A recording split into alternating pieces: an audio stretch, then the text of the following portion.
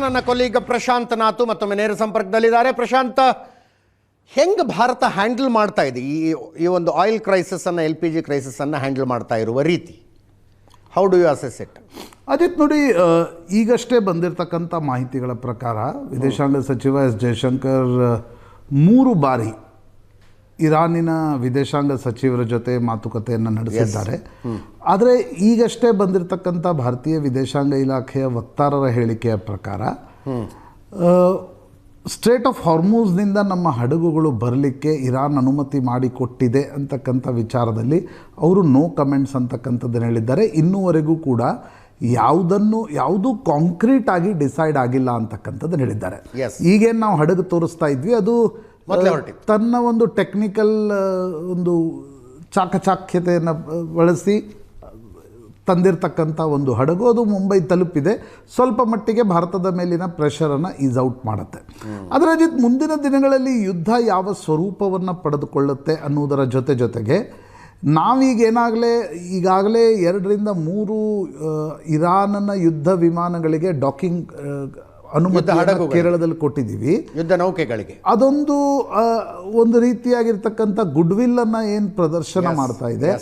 ಆ ಕಾರಣದಿಂದ ಭಾರತಕ್ಕೆ ಮತ್ತು ನ್ಯಾಚುರಲಿ ಚೈನಾಗೂ ಕೂಡ ಇರಾನ್ ಮುಂದಿನ ದಿನಗಳಲ್ಲಿ ಒಂದು ರೀತಿಯ ವಿನಾಯಿತಿಯನ್ನು ಕೊಡುತ್ತಾ ಭಾರತದ ಹಡಗುಗಳನ್ನು ಸ್ಟ್ರೇಟ್ ಆಫ್ ಹಾರ್ಮೂಜ್ನಿಂದ ತರಲಿಕ್ಕೆ ಅಂತಕ್ಕಂಥದ್ದರ ಬಗ್ಗೆ ಕುತೂಹಲ ಇದೆ. ಭಾರತ ಸರ್ಕಾರ ಕೂಡ ಪ್ರಯತ್ನವನ್ನು ಮಾಡ್ತಾ ಇದೆ. ಆದರೆ ಇರಾನ್ ಒಪ್ಪುತ್ತಾ ಅಂತಕ್ಕಂಥ ಪ್ರಶ್ನೆಗೆ ಯಾರ ಬಳಿಯೂ ಕೂಡ ಸ್ಪಷ್ಟ ಉತ್ತರವಿಲ್ಲ.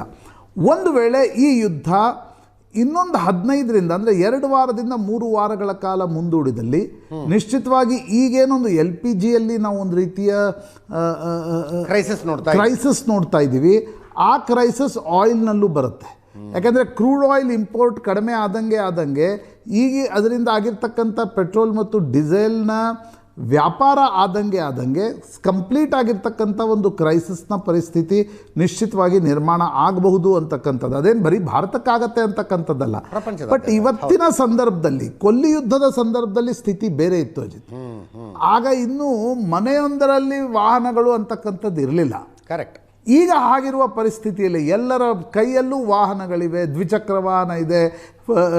ಕೊಲ್ಲಿ ಯುದ್ಧದ ಸಂದರ್ಭದಲ್ಲಿ 5 ಮಿಲಿಯನ್ ಬ್ಯಾರೆಲ್ ಪರ್ ಡೇ ವ್ಯತ್ಯಯ ಆಗಿದ್ದು ಈಗ 20 ಮಿಲಿಯನ್ ಬ್ಯಾರೆಲ್ ಪರ್ ಡೇ ವ್ಯತ್ಯಯ, 4 ಪಟ್ಟು. ಹಾಗಾಗಿ ನಿಶ್ಚಿತವಾಗಿ ಯುದ್ಧ ಮುಂದುವರಿಯುತ್ತಾ ಇಲ್ವಾ ಅಂತಕ್ಕಂಥದ್ರ ಬಗ್ಗೆ ಎಲ್ಲವೂ ಕೂಡ ನಿರ್ಭರ ಆಗಿರ್ತಕ್ಕಂಥದ್ದು. ಮತ್ತು ಇನ್ನೊಂದಿದೆ ಅಜಿತ್, ಇದರಲ್ಲಿ ಕರೋನಾದ ನಂತರದ ಪರಿಸ್ಥಿತಿಯಲ್ಲಿ ನಾವೇನು ಆರ್ಥಿಕವಾಗಿ ಚೇತರಿಸ್ಕೊಂಡ್ವಿ. ನಾವು ಅಮೆರಿಕಾದ ರೀತಿಯಲ್ಲಿ ಬೇಕಾಬಿಟ್ಟಿಯಾಗಿ ಸರ್ಕಾರ ಸ್ಪೆಂಡ್ ಮಾಡಲಿಲ್ಲ. ಹೌದು.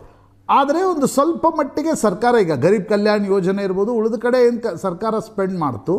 ಅದಾದ ನಂತರ ನಾವು ಚೇತರಿಸಿಕೊಳ್ಳುವ ಕಾಲದಲ್ಲಿದ್ದೀವಿ. ವರ್ಲ್ಡ್ ಎಕಾನಮಿ ಕ್ರೈಸಿಸ್ನಲ್ಲಿದ್ದಾಗ, ರಿಸೆಷನ್ನಲ್ಲಿದ್ದಾಗಲೂ ಕೂಡ ಭಾರತ GDP ಗ್ರೋತನ್ನು ಪಾಸಿಟಿವ್ ಆಗಿ ಮಾಡಿ ತೋರಿಸಿದೆ. ಆ ಸಂದರ್ಭದಲ್ಲಿ ಈ ಕ್ರೈಸಿಸ್ ಇದೆ, ಇದರಲ್ಲಿ ಮ್ಯಾನಿಫೋಲ್ಡ್ ಇದೆ. ಈಗ ಅಲ್ಲಿ ವೆಸ್ಟ್ ಏಷ್ಯಾದಲ್ಲಿ ವಾಸಿಸ್ತಿರ್ತಕ್ಕಂಥವರ ರೆಮಿಟೆನ್ಸ್ ನಿಂತಾಗ ಭಾರತದ ಆರ್ಥಿಕತೆಯ ಮೇಲೆ ಪರಿಣಾಮ ಏನು ಅನ್ನೋದರಿಂದ ಹಿಡಿದು ತೈಲ ಬೆಲೆ ಏರಿಕೆಯಿಂದ ನಮ್ಮ ಇಡೀ GDP ಗ್ರೋತ್ ಮೇಲೆ, ನಮ್ಮ ಫಿಸ್ಕಲ್ ಡೆಫಿಸಿಟ್ ಮೇಲೆ ಆಗ್ತಕ್ಕಂಥ ಒತ್ತಡ, ಇವೆಲ್ಲವೂ ಕೂಡ ಇದೆ. ಸಬ್ಸಿಡಿಯನ್ನು ಕೊಡಬಾರ್ದಾ ಅಂತಕ್ಕಂಥ ಡೈಲಿಮಾದಲ್ಲಿ ಭಾರತ ಇರುತ್ತೆ. ನಾನು ಬರೀ ಪೊಲಿಟಿಕಲ್ ರೀಸನ್ಸ್ನಿಂದ ಹೇಳ್ತಾ ಇಲ್ಲ. ಆ ಸಂದರ್ಭದಲ್ಲಿ ಅದರ ಒತ್ತಡವನ್ನು ಸಹಿಸಿಕೊಳ್ಳುವ ಶಕ್ತಿ ಭಾರತದ ಆರ್ಥಿಕತೆಗೆ ಉಂಟಾ ಅಂತಕ್ಕಂಥದ್ದು ಕೂಡ ಪ್ರಶ್ನೆ. ಹೀಗಾಗಿ ಇದಕ್ಕೆ ಒಂದೇ ಉತ್ತರ ಅಜಿತ್, ಒಂದು, ಭಾರತ ಇರಾನ್ನಿಂದ ಏನಾದರೂ ಕನ್ಸೆಷನ್ ತೆಗೆದುಕೊಳ್ಳಿಕ್ಕೆ ಸಾಧ್ಯ ಆಗತ್ತಾ, ನಂಬರ್ 1. ನಂಬರ್ 2, ಆದಷ್ಟು ಬೇಗನೆ ಈ ಯುದ್ಧ ನಿಲ್ಲುತ್ತಾ. ಈ 2 ಪ್ರಶ್ನೆ ಉಳಿಯುತ್ತವೆ ಅಂತ. Thank you so much Prashanth. ಇದರೊಂದಿಗೆ ಇವತ್ತಿನ ಪಾರ್ಟಿ ರೌಂಡ್ಸ್ ಮುಗಿಸ್ತಾ ಇದ್ದೀವಿ. ನೇರಾದಿಟ್ಟ ನಿರಂತರ ಸುದ್ದಿಗಾಗಿ ನೋಡ್ತಾ ಇರಿ ಏಷ್ಯಾನೆಟ್ ಸುವರ್ಣ ನ್ಯೂಸ್.